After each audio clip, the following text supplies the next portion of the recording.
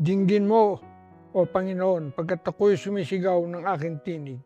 Maawa ka rin sa akin at sagutin mo ako. Nang iyon sabihin, hanapin ninyo ang aking mukha, ang aking puso ay nagsasabi sa iyo, ay hahanapin ko. Tayo po ay manalangin. Maraming salamat po Panginoon sa gabing ito na muli kami nagkakaipon-ipon upang pagbulay-bulayan ng inyong salita. Maraming salamat po sa mga nasa kanilang sariling bahay. Maraming salamat din po sa mga may sakit na gumaling at kasalukuyang may sakit na pagaling na rin po. Ito po ang aming dalangin sa pangalan ng Ama, ng Anak at Espiritu Santo. Amen.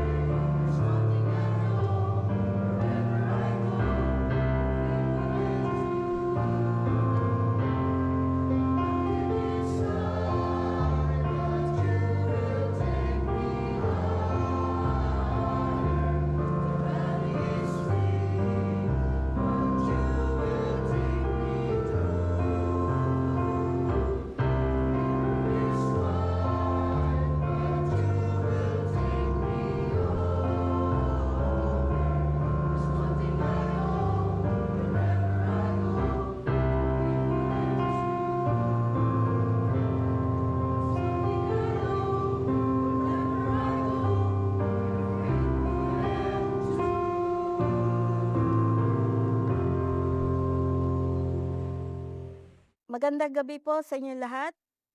Ang ating pong pagtatalakayin ngayong gabing ito ay magmumula po sa Ebanghelyo ayon kay Mateo, Kabanata 7, talata 7 hanggang 11. Humingi kayo at kayo'y bibigyan. Humanap kayo at kayo'y makakatagpo. Kumatok kayo at kayo'y pagbubuksan. Sapagkat ang bawat humihingi ay tatanggap. Ang bawat humahanap ay nakakatagpo, at ang bawat kumakatok ay pagbubuksan. Bibigyan ba ninyo ng bato ang inyong anak kapag siya'y humingi ng tinapay? Bibigyan ba ninyo siya ng ahas kapag siya'y humihingi ng isda? Kung kayong masasama ay marunong magbigay ng mabubuting bagay sa inyong mga anak, gaano pa kaya ang inyong Ama na nasa langit? Bibigyan niya ng mabubuting bagay ang sino mang humihingi sa Kanya. Tayo po'y sadaling manalangin. Muli, O Diyos, kami ay lumalapit sa iyo ng may pagpapakumbaba. We pray, O Father, na samahan mo po kami sa aming pagbubulay-bulay ng iyong salita at makita po namin ang kahalagahan ng kung paano po namin ikaw ay sinasamba at nilolahati sa aming mga buhay upang sa gano'n ay yun ang makakapagturo sa amin kung paano kami dapat manalangin. Ang karunungan na nanggagaling sa banal na espiritu ang amin pong hinihiling na siyang magbubukas sa aming mga puso't isipan nang kami ay magkaroon ng pang-unawa, O Diyos. At ito po ay tumimo sa aming mga puso para siyang gabay namin sa aming pang-araw-araw na buhay. Ito po ang aming dalangin sa matamis sa pangalan ni Jesus. Amen. Ang ating pong tatalakayin ay kasunod po to ng series ng prayer na katulad last Wednesday, we tackled about the call to prayer. Ngayon naman po, ang ating pong topic ay tungkol po sa the heart of the Father in prayer. Mga kapatid, bago po tayo magpatuloy, dapat po natin itong maintindihan. Your prayer life is a revelation of your theology. Ang ibig pong sabihin, ang iyong buhay panalangin ay nagpapakita kung ano ang pagkakakilala ninyo sa Diyos. Hindi mo kailangan sabihin kung ano ang paniniwala mo tungkol sa Diyos. Makikita iyon sa paraan ng iyong panalangin. Kung bihira ka mag-pray, baka naniniwala ka na malayo ang Diyos. He is distant. Kung takot kang lumapit, baka tingin mo harsh ang Diyos. Kung puro hingi lang, baka tingin mo provider lang ang Diyos, hindi siya Ama. Sa Matthew 7, ito po ay makikita natin na parte ng Sermon on the Mount. At dito, tinuturuan ni Jesus ang kanyang mga disipulo paano manalangin. At pinapakita niya dito, sino yung Diyos na ating pinapanalanginan. Unang punto, the command to pray is a continual dependence. Kaya nga sinabi, ask, seek, knock. Humiling, hanapin, at kumatok.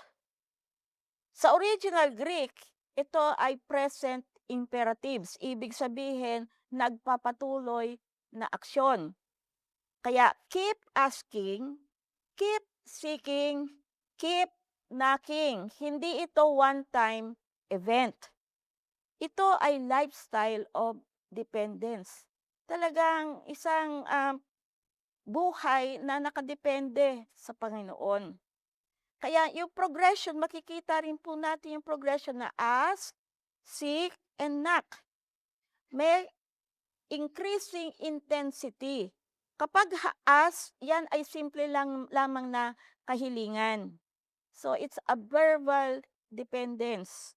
Pag seek, yan yung aktibong talagang hinahanap mo. Kaya nandun yung intentional na dependence. Pag sinabing knock, yung katok, talagang persistent action. Nandoon yung determinado ka na ikaw ay talagang pinagkakatiwala mo sa Panginoon. Hindi sinasabi ni Jesus na kulang ang Diyos sa kaalaman. Alam niya na kung ano ang ating pangangailangan bago pa tayo lumapit sa Kanya. Yan po ay sinabi sa Mateo 6:8. Kaya bakit pa kailangan nating humiling? Bakit kailangan pa tayong mag-ask? Because prayer is not informing God. Hindi natin sinasabi, Lord, ito yung mga pangangailangan ko kasi alam na nga niya. Prayer is aligning you with God. No? Ina-align ka sa kaparaanan ng Panginoon kung sino ang Diyos. At nakikita naman natin dito na may pangako.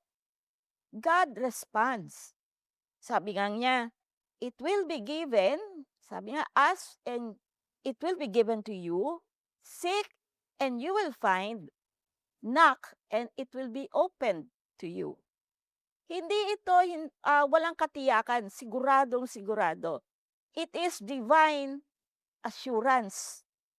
Pero, kailangan nating i-clarify. Hindi ito isang blank na tseke para sa mga pangsarili nating na kagustuhan. Ito ay isang pangako na nakaugat, grounded sa ating relasyon sa Ama. Kaya mga kapatid, God answers prayer not because of your performance, but because of your position as His child. Ibig sabihin, sinasagot tayo ng Ama dahil tayo ay Kanyang anak. Kaya ang tanong sa atin, application, yung prayer life ba natin ay nandun palagi yung persistence?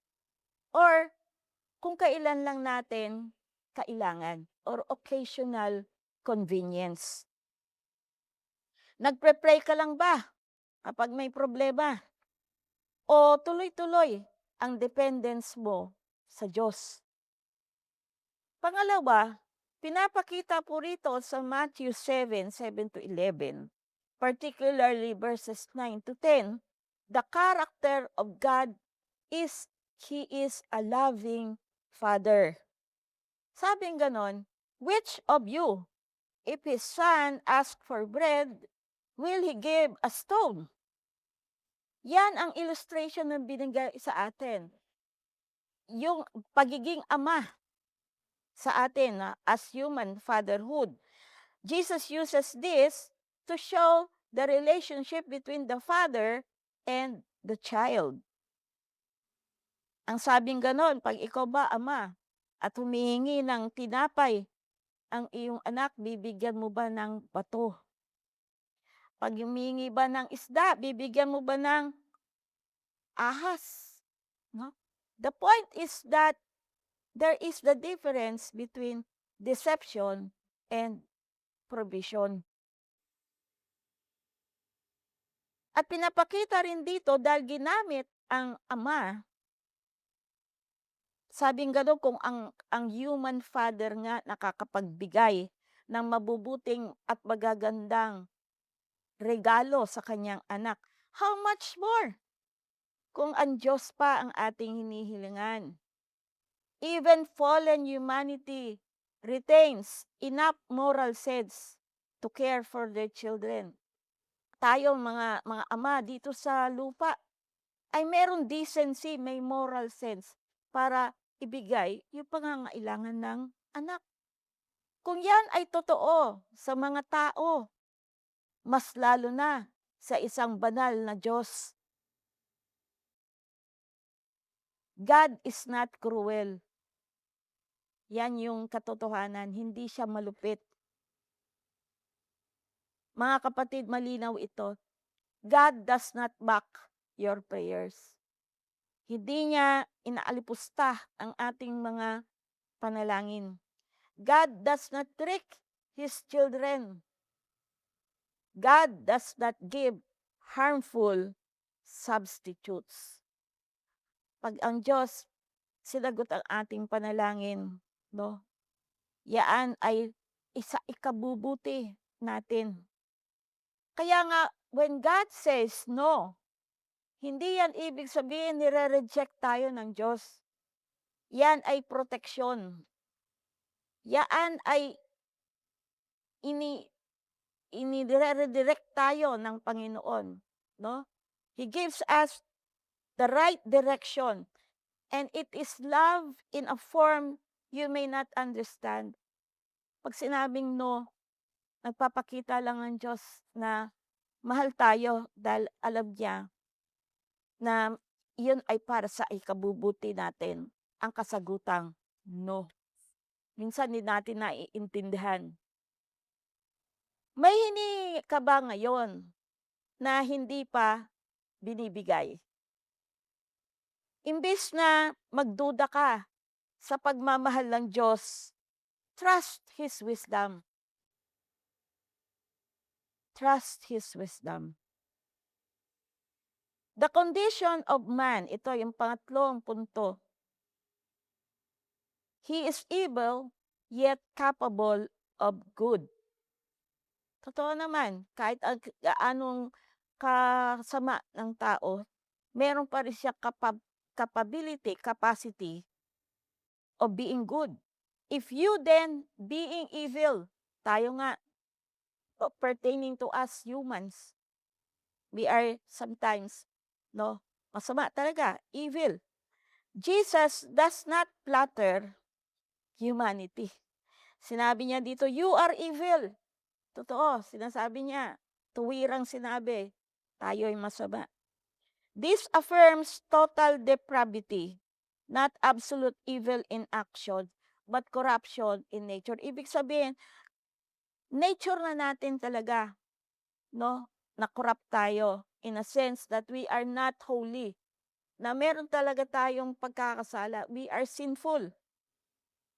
Yet, even in our fallen condition, we still good gifts. We still give good gifts. Why? Because of God's common grace. Yung binigbigay sa atin na biyaya ng Panginoon, naroon din rin yung nature na pagbibigay rin natin ng biyaya in spite of our fallen nature. If simple people can act with kindness, God's goodness is infinitely greater. Mas walang hanggan yung kanyang kabutihan ng Diyos at mas dakila ang kanyang kabutihan. Hindi kailanman mas mabuti ang puso nating mga tao kaysa sa Diyos. The heart of the Father is generous and personal. Yan ang puso ng ating Diyos, generous and personal. He gave good things. How much more? Ito yung pinaka-rurok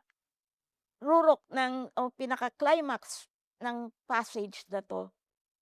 Sinabing ganon, is not equal, not similar, but infinitely greater ang ipagkakaloob sa atin ng Diyos. Your Father, sinabi dito, yung personal relationship natin. Dito sa verse 11, sinabi dito, bibigyan niya ng mabubuting bagay ang sinumang humihingi sa Kanya. Kung babalikan pa natin, gaano pa kaya ang inyong Ama na nasa langit? Ama sa langit. Hindi sinabi ni Jesus, manlilikha mo o tagahatol mo, kundi ang iyong Ama sa langit. Kaya mga kapatid, hindi tayo lumalapit sa isang estranghero. Lumalapit tayo sa Ama. At ang kagandahan nito, good things, mabubuting bagay. Yung good dito, ang nag-define ng good ay ang Diyos, hindi tayo. Kasi iba yung definition natin ng good sa definition ng Diyos na good. Ano yung good na ibinibigay sa atin ng Diyos according to the definition of what God wants to give us? It is spiritually beneficial. Ibig sabihin, yaan ay mas maigi para sa ating kalagayang espiritual. It is eternally valuable. Ibig sabihin, may kahalagahan ito na panghabang panahon. Yung good niya ay consistent with His will. Naka-align, nakaayon sa kanyang kalooban. That is what good means to God. Ang kagandahan nito sa Luke 11:13, parallel dito sa tekstong ito, He will give us the Holy Spirit. He will give us the Holy Spirit. Yun yung good things talaga na masasabi natin, na siyang gabay natin sa ating buhay. The greatest gift is not provision. It is not healing. it is not success, it is God Himself. Siya mismo is yung pinakamabuting regalo, the good gift na ibibigay sa atin, the greatest gift. Sa Wesleyan Connection, meron tayong prevenient grace. Yung prevenient grace, yan yung naglalapit sa atin sa Diyos, sa ating Ama, para tayo ay humiling. Yung justifying grace, yan yung biyaya na ginagawa tayong anak ng Diyos, no? Sa ating pakikipag-isa kay Jesucristo, tayo ay nagkaroon ng karapatang maging anak ng Diyos.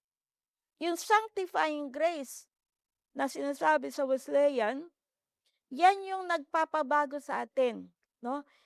Transforms us through prayer. Sa ating paglapit sa Ama, nandyan yung pinapaalala sa atin na tayo ay kanyang anak at tayo ay hinuhubog, tayo ay binabago kahit dun pa lang sa ating panalangin. He transforms us through our prayer. Kaya nga, anong aplikasyon nito sa atin? Hindi yung, Lord, give me what I want.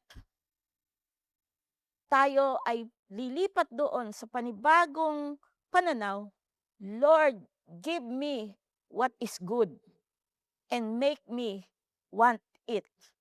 Ibigay mo sa akin kung ano yung mabuti, Panginoon, at gawin mong gustuhin ko yung mabuting ito na ibinibigay mo sa akin. Not the good that we want, but what the Lord is giving good for us and make us want the good that He's giving us. So, from this passage, no, it teaches us about the heart of the Father. The Father is accessible. Laging nandyan ang Diyos. He is always present.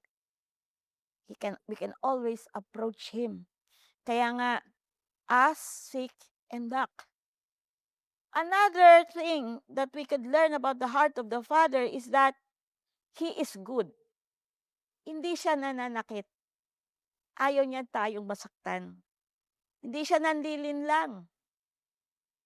Pangatlo, the Father is wise. Hindi niya ibinibigay lahat ng gusto mo. Binibigay niya ang kailangan mo. Pang-apat, the Father is generous. How much more? No, masigit pa sa ating inaasahan. And then number 5, the Father gives Himself. The ultimate answer to prayer is His presence. Ang kanyang presensya. In conclusion, dito natetest kung hanggang saan tayo nagtitiwala sa Diyos. Do you trust the heart of the Father? Because if you truly believe He is good, He is wise, He is loving, then you will pray persistently. No? Patuloy ang iyong panalangin. Trust His answers. Magtiwala ka sa kanyang kasagutan sa ating panalangin. And rest in His will. Mananatili tayo. Nandoon yung kapanatagan na sa kanyang layunin sa atin. Mga kapatid, maaring ngayon, discouraged ka sa panalangin. Maaring ngayon, nararamdaman mo parang hindi ka napapakinggan ng Diyos. Maaring ngayon, tinatanong mo yung kabutihan ng Diyos. Ang talatang ito na ating pinag-aaralan ay nagpapaalala sa atin. Ang kanyang katahimikan hindi ibig sabihin na wala siya. His silence doesn't mean He is absent. God's delay is not denial. And God's no is not a rejection. It is the heart of our Father who always give what is good. In closing, again, let us remind ourselves as we approach God that we are approaching Him as our Father and He knows what is best for us. Let us close in prayer. Ama naming Diyos, salamat dahil Ikaw ang aming Ama. Hindi malayo, hindi malamig, kundi mapagmahal at tapat. Turuan mo kami na magpatuloy sa panalangin. Magtiwala sa iyong kalooban at manahan sa iyong presensya. At sa bawat sagot mo, yes, no, o kaya wait, matutunan namin makita ang iyong kabutihan. Sa pangalan ni Jesus, Amen. Amen. Tayo po sa diwa ng panalangin. Ama namin sa langit, pinupuri ka namin at pinapasalamatan. Dahil Ikaw ang Diyos na mabuti. Ikaw ang Diyos na laging nandyan, na naghihintay na kami ay lumapit, kaming mga anak mo. Sa aming paglapit sa iyo, O Diyos, muli kami ay humingi ng kapatawaran sa mga kasalanan na aming nagawa, hayag man o di hayag. Dahil napakahalaga po, Panginoon, na kami lumapit sa iyo na kalugod-lugod, na dalisay ang aming mga puso. At wala kaming ipagmamalaki dahil wala naman kaming sariling katuwiran. Ang katuwiran namin ay nakabase sa aming pakikipag-isa kay Jesucristo. Siya ang aming tanging katuwiran, our righteousness. So cover us with the blood of your Son, Jesus Christ, that we may be, Lord, pleasing to you. Panginoon, maraming salamat dahil mas kilala mo ang bawat isa sa amin na lumalapit. You know our prayers, our feelings, our thoughts, even before we approach you. Panginoon, salamat at ang nais mo ay kami ay lumapit sa iyo. Nais mo po, Panginoon, na madama namin, Panginoon, ang iyong presensya. Nais mo, Panginoon, na madama namin ang iyong pagkalinga. That you are present with us everywhere. Minsan lang nakakalimutan namin po, Panginoon, ang mga sandali na nandiyan ka lang sa aming katabi. That you're always watching over us. You're just waiting for us to come to you in prayer. Kaya po, Panginoon, salamat sa pribilehiyo na kami ay makalapit sa iyo. Maraming salamat po, O Diyos, unang-una sa mga kabutihan, mga biyaya, pagpapala na aming mga natatanggap sa iyo, mga nakaraang linggo, mga nakaraang araw. Salamat sa magandang kalusugan, kalakasan, karunungan, pagpapala na ipinagkakaloob niyo po sa amin. Ang pagkain na nasa hapag namin araw-araw. Maraming salamat sa mga tulong po, Panginoon, sa proteksyon, sa guidance mo, Panginoon. We pray, O Father, now as we come into you in prayer. Idunudulog po namin sa inyo unang-una, Panginoon, ang aming mga personal na mga prayers. Bibigyan ko po ng pagkakataon ang mga tagapakinig ng ilang sandali para idulog po ninyo ang inyong personal na prayer sa ating Ama.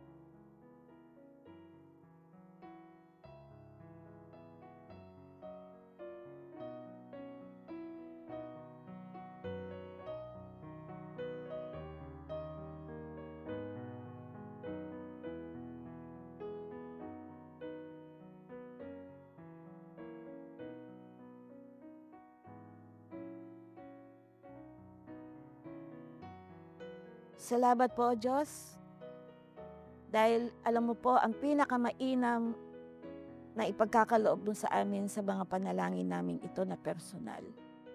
It can be a yes, it can be a no, or it can be a wait. Help us, O Lord, as we pray, to align ourselves to your will. Not our will be done, but yours, O Lord. Ngayon po kami ay nagpapasalamat sa patuloy mo po, O Diyos, na kabutihan sa aming mga pamilya, Panginoon. Paano mo kami pinubuklod ng iyong pag-ibig na kahit na sabihin na minsan meron, minsan sapat, pero minsan talaga ay nag-uumapaw ang mga blessings po, Panginoon. Salamat dahil kahit man kami minsan ay dumaranas ng kakulangan, in a sense na hindi naman talaga kami nagkukulang, sapat nga at higit pa. Pero minsan nakakaranas din talaga ng kung anong meron ay talagang ipinagkakasya. Pero naroon po, Panginoon, patuloy na pinagkakaisa mo kaming pamilya. Tinutulungan mo po kami, O Lord, to support one another. Na naroon yung pag-asa, Panginoon, na as a family ay malalampasan po namin anuman yung mga struggles na meron kami sa pamilya. Pray, O Father, kung meron mang hindi pagkakaunawaan sa bawat pamilya, I pray, O Father, na bigyan niyo po ng pusong mapagpatawad ang bawat isa at marunong din pong magpatawad. I pray, O Father, that ang bawat mga anak mo ay ma-recognize, O Lord, yung kakulangan or the fault. Minsan hindi inaamin kung ano yung kasalanan at andun yung pagmamataas po, Panginoon. So we pray, O Father, that we humble ourselves. Whatever, O Lord, na mga hindi pagkakaunawaan sa mga pamilya, ay inyo pong hilumin, inyo pong pagalingin ang mga sama ng loob, ang mga tampuhan po, Panginoon, but to recognize you, Father, as the center of our family. Na ikaw, O Diyos, ang Diyos ng pag-ibig. At bilang mga anak mo, you require us to love one another, to love others as we love ourselves. Na nandoon palagi ang pagpapakumbaba, Panginoon.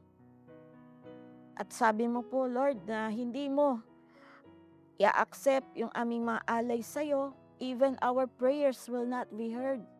Kung meron po kaming mga sama ng loob sa aming mga puso na hindi nagpapatawad. So help us, Lord, to go first to our brethren, kung sino man ang hindi po namin nagkakasundo sa ngayon. Bingi po ng kapatawaran at iayos po, makipagsundo nang sa ganoon po, Panginoon, ay yung prayers namin would be acceptable po, Panginoon. Dahil ang nais mo talaga, O Diyos, ay ang forgiving spirit na meron kami. A humble and forgiving spirit. Hindi lang po sa pamilya, kundi rin po sa aming iglesia. Minsan, meron din hindi pagkakaunawaan sa iglesia, may pagkakaiba ng mga opinyon, may kanya-kanyang mga nais gawing programa. But I pray, O Father, na pagkaisahin mo kami, isentro namin sa iyo, O Diyos, ang lahat po naming mga gagawin, na hindi po ito pagalingan, kundi masunod ang iyong kalooban, Panginoon, sa aming iglesia. Kaya sa tuwing po kami ay nagpupulong sa aming council meeting, I pray, Father, that we would recognize you as the head of the church po, Panginoon. ikaw ang ulo ng iglesia. Kami lamang ay body. Kami ay katawan na kung saan, O Diyos, ginagamit mo with all the gifts, the talents that you have given us, all the resources that you have given us, time, stewardship, para, O Diyos, maging maayos ang aming iglesia. We pray, O Father, for our coming council meeting on Sunday. I pray, O Father, sa ngayon pa lang ay ihanda mo, Panginoon, ang mga leaders mo sa Taytay United Methodist Church so that we could, Lord, work as one in that goal, Lord, to preach the gospel, to teach, O Lord, your word, and to make disciples of all nations. Dito sa aming lugar na kung saan mo kami inilagay po, O Diyos. Sa bawat ministries po, Panginoon, sa bawat mga programa na ibabalangkas at ilalatag, we pray, O Father, bigyan mo na katalinuhan ang bawat isa na nanggagaling sa banal na Espiritu. We pray, O Father, even for the budget. Alam po namin, O Diyos, na you have the riches in heaven, na hindi namin po dapat problemahin ang budget. Ang nais nyo lang po, Panginoon, ay maisulong ang nais mong pagawa sa amin. And trusting in you, O Lord, that you will provide sa mga pangangailangan ng iglesia na ito, ng Taytay United Methodist Church, so that we can carry out, O Lord, your goals, your mission, your vision. I pray, O Father, for each individual na kaanib po ng church na ito, na magkaroon po na i-renew mo ang aming mga vows. Renew our vows po, O Lord, that we would be present, Panginoon, sa mga gawain sa iglesia. Maaaring hindi man physically present, but nadadama po yung presensya, even, O Lord, sa mga live streams, sa mga gawain ng Bible study, care groups, prayer meetings, yung aming worship service, that our presence would always be there po, Panginoon. Renew us in our prayer life, na hindi lang po panandalian lang na occasional lang na panalangin for convenience, but that, O Lord, the way that you have taught us to always ask, seek, and knock, which is a persistent prayer, O Lord. Nawa, O Diyos, that we would pray without ceasing, na even in the times, O Lord, na mga idle times na nakaupo lamang o nakasakay sa sasakyan, naghihintay sa traffic po, Panginoon, we can always find time to pray. Pray for not only for ourselves, but pray for others. Pray for the church. Pray for the sick. Pray for our nation.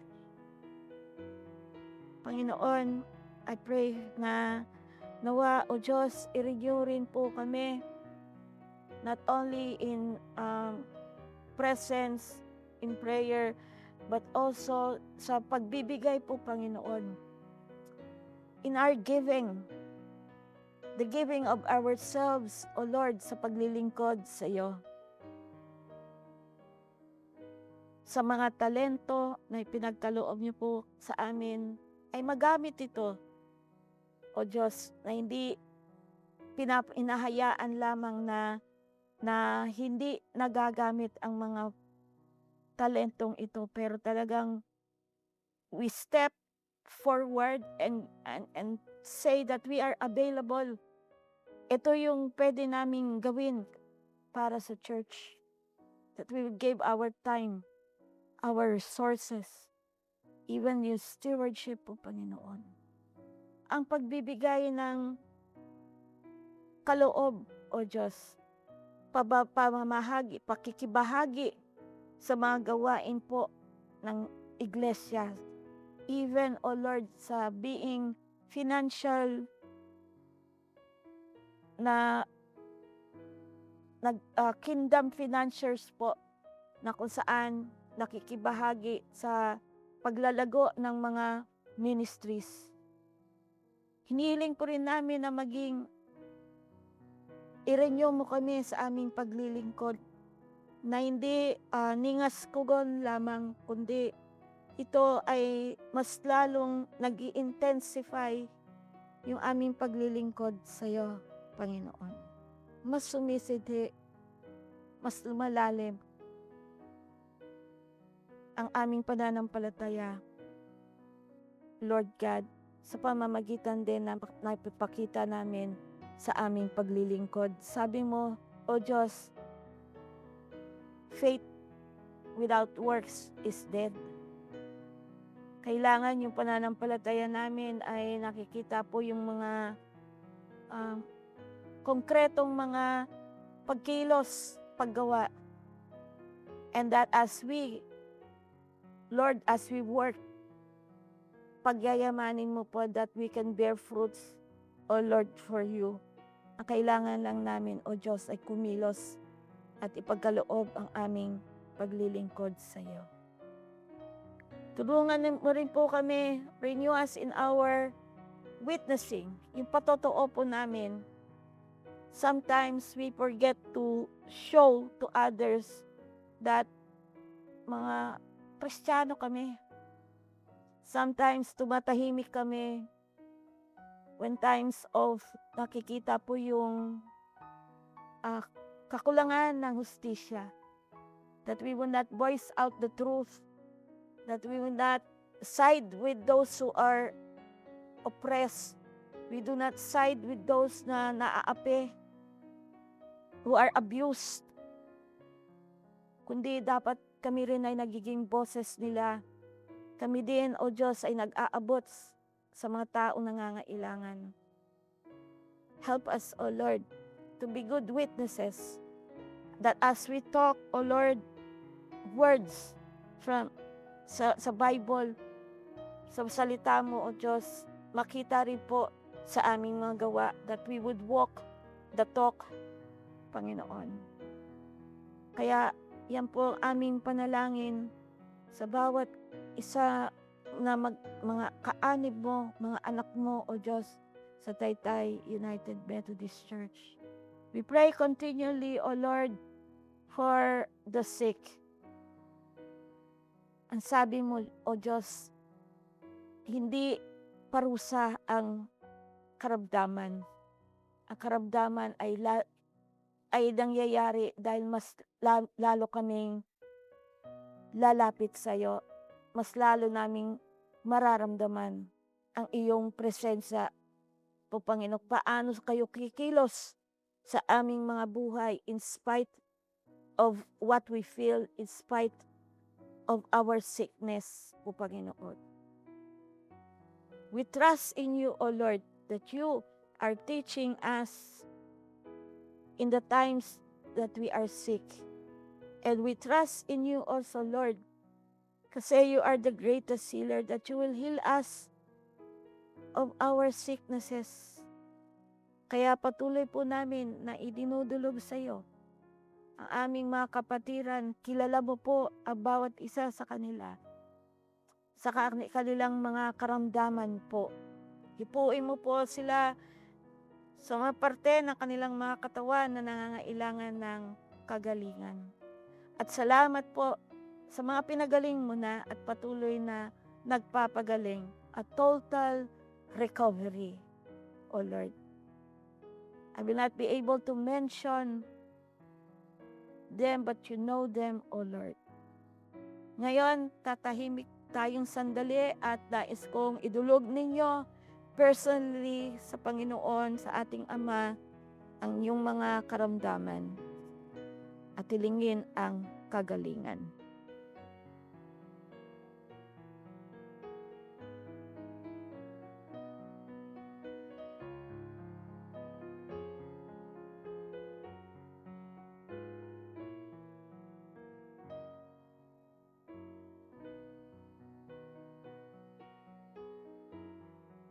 Salamat po muli, Panginoon. We thank you for the answered prayers.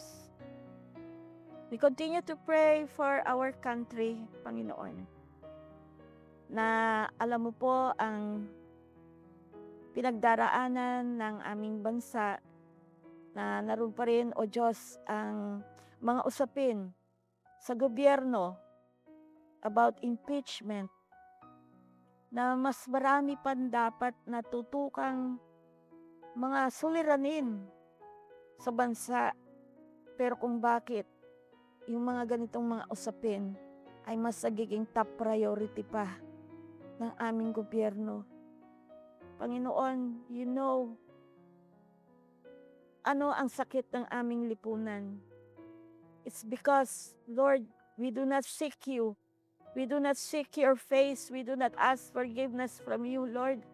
We do not recognize you as our Lord. Lalo na po, Panginoon, ang mga pinuno ng aming bansa, na iba ang dinudiyos at ang sarili lang nila, O Diyos, ang kanilang sariling kapakanan ang mas nagiging priority.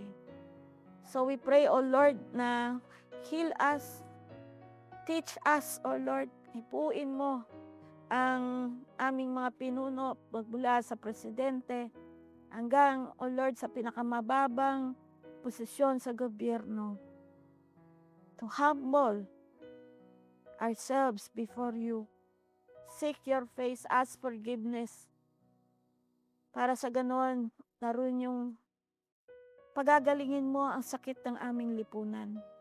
Panginoon, there are so many things that kailangang matutukan, lalo na, O Diyos, parating ang mga bagyo. Nandyan po yung mga baha. Nandyan din po yung nakasunod din po na sinasabing El Nino na mas matinding init naman. It's because of climate change. I pray, O Father, that we would be able na ma-sustain kami po, Panginoon, na malampasan po namin ang mga ganitong mga climate change po, Panginoon. Maging handa po kami. Salamat po, Panginoon, sa patuloy po na ginagamit mo po mga ahensya sa aming UMC, ang DRRM, kung saan ay nagtutulong-tulong para nakahanda po na magbigay ng tulong sa anuman na magiging biktima o masasalanta ng anumang bagyo o anumang sakuna, o Panginoon, na mangyayari. I pray, O Father, na maging handa rin po ang gobyerno sa pagtulong, sa mga ayuda, sa paglilikas ng mga tao when there comes a time na mayroong bagyo, O Panginoon. Lord, marami kaming nais idulog sa iyo, Panginoon. Even our United Methodist Church as a whole, patuloy niyo po, Panginoon, na bigyan ng karunungan ang aming mga pinuno ng iglesia, magmula po sa aming mga bishops, sa mga district superintendents, sa mga manggagawa, sa mga diakonesa, sa mga leaders na laiko, hanggang, O Lord, sa mga bawat kaanib ng iglesyang, pinagkaisang iglesyang Metodista, United Methodist Church, O Lord. I pray na nawa ay hindi po magkaroon ng pagbahabahagi, ng division. Tama na po, sana magkaisa na po kami, at sana, O Diyos, wala nang mag-aangkin ng mga properties na dapat ay sa iglesia. Maipanumbalik po, Panginoon, maibalik ang mga properties na dapat ay para sa United Methodist Church. Alam mo po, Panginoon, ang nais ng Taytay UMC. Nais po namin, Panginoon, na mabawi ang para sa amin. Kung yan po ay iyong ipagkakaloob, Panginoon, mangyari ang iyong kalooban. Kung meron ka namang nais sa ipagbibigay na mas higit pa dito, maghihintay kami at magtitiwala po, Panginoon, sa iyo. Whatever provisions that you have for us, whatever your will is, may your will be done, O Lord. Kami ay patuloy lang na lumalapit sa pinudulog ang aming kahilingan po, Panginoon, ng isang church building, isang lote na kung saan kami ay bubuo ng mga bilang isang pamilya ng Taytay United Methodist Church, bubuin ang mga iba't ibang mga ministries that we can build our church, O Lord, in this particular place. Lord, maraming salamat again sa mga kasagutan mo sa aming mga panalangin. At alam po namin, O Diyos, na hindi ka magbibigay ng ng ikasasama namin sa amin, na hindi magiging pakidabang sa amin, kundi ipagkakaloob mo ang pinaka-mainam. Kaya sa iyo po namin, O Diyos, binabalik ang lahat ng mga papuri at pasasalamat sa matamis sa pangalan ni Jesus. Amen. Ngayon, itaas natin ang ating mga kamay. Patuloy nating madama ang biyaya ng Diyos Ama, ang biyaya ng kapatawaran kay Jesucristo at ang kaaliwan at kapangyarihan ng Banal na Espiritu ay mapasa atin ngayon at magpasawalang hanggan. Amen.